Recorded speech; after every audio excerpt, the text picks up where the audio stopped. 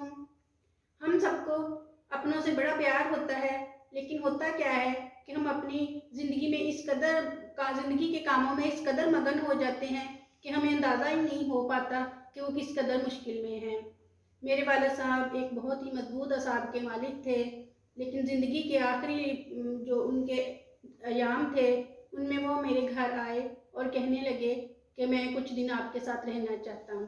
میں نے کہا یہ میرے لیے اس سے زیادہ اور خوشی کی کیا بات ہو سکتی ہے؟ تو وہ مجھے کہنے لگے کہ میں کل رات سویا ہوا تھا کمرے میں، تو اچانک میری آنکھ کھلی تو ایک شخص میرے کمرے میں کھڑا تھا۔ تو میں نے اسے پوچھا تم کون ہو اور کیسے کمرے میں آئے ہو؟ تو اس نے کوئی جواب نہیں دیا۔ میں فٹافٹ اٹھ کر اس کی طرف بڑھا تو ہمارے اس روم کے ساتھ ایک سٹور تھا، وہ سٹور کی طرف چلنے لگا۔ میرے والد صاحب اس کے پیچھے چلنے لگے تو وہ جو ہے کرسی پہ بیٹھ گیا۔ تو میرے والد صاحب نے کہا تم بتاتے کیوں نہیں کہ تم کون ہو؟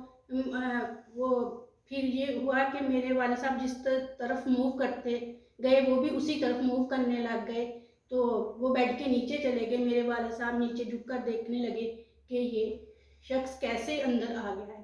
میرے والد صاحب نے اس سے پوچھا میں تو دروازہ اندر سے لاک کر کے سویا تھا، تم کیسے اندر آ گئے؟ تو لیکن وہ کوئی جواب نہیں دے رہا تھا۔ میرے والد صاحب کے ذہن میں یہ بات آئی کہ میں دروازہ چیک کرتا ہوں کہ یہ اندر کیسے آیا۔ جب میرے والد صاحب نے ڈور چیک کیا تو اندر سے دروازہ بھی لاک تھا۔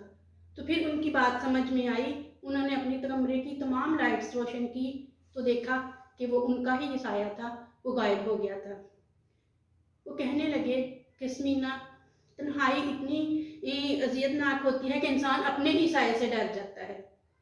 تو انسان جب تنہائی کا شکار ہوتا ہے، اگر بچہ اور بوڑھا تنہائی کا شکار ہو جائے تو اپنے ہی سائے سے ڈرنے لگتا ہے، لیکن اگر جوان تنہائی کا شکار ہو جائے تو برے راستے پر چل پڑتا ہے۔ تو اس لیے ہمیں چاہیے کہ ہم اپنوں کا خاص خیال رکھیں اور زندگی میں اس قدر نہ مصروف ہو جائیں کہ ہمارے اپنے اکیلے ہو جائیں۔ شکریہ۔